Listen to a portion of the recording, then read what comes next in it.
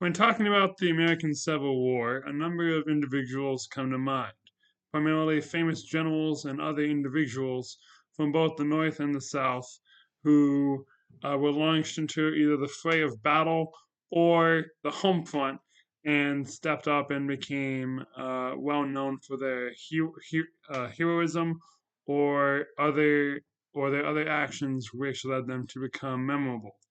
One of these figures is Robert E. Lee of the Confederate forces. His actions as general of the Confederate Army led to the more notable Confederate victories. This is in spite of the fact that the Union was vastly superior in both supply train capability as well as just infrastructure in general.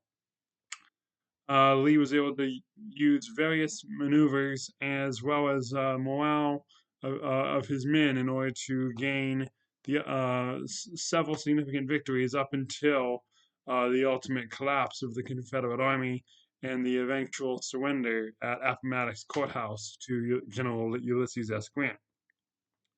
As such, Lee has become a very well known figure and a very uh, and has compiled a number of sources detailing general his generalship during the war. However, there are also sources regarding other various aspects of his life, which are definitely worth mentioning, because he was more than just a general, and which is the main point of these sources. First of which is from Gary Gallagher. In his article, An Old Fashioned Soldier in a Modern War, Gallagher examines Lee's role as general, as well as how he went about his command.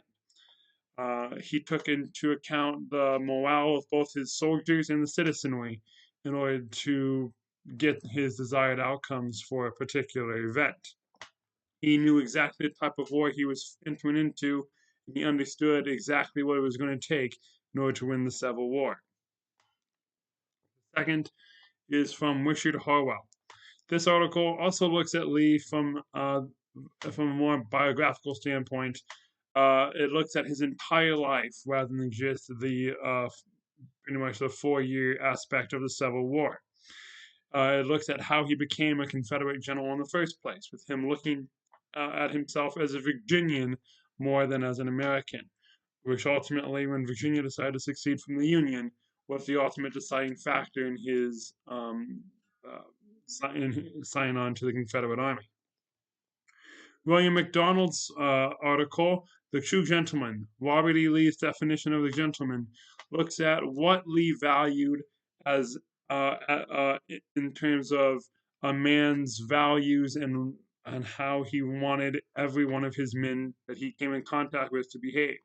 He had very strict rules regarding what a gentleman was, and he wanted every single person, both in his command as well as in his future career as a president of a university, to be a gentleman in their nature. And the fourth and final source that I have is Robert E. Lee, Traitor or Patriot. It also traces his path to becoming general within the Confederate Army. It also takes into serious consideration his views on warfare and how he viewed matters of both um, pillaging as well as invading private property, as well as other aspects of warfare.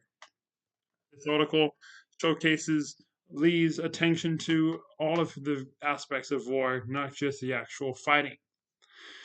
Overall, these four sources look at Lee as an entire person rather than just a Civil War general, which is a very important aspect of any historical figure, not just Robert E. Lee.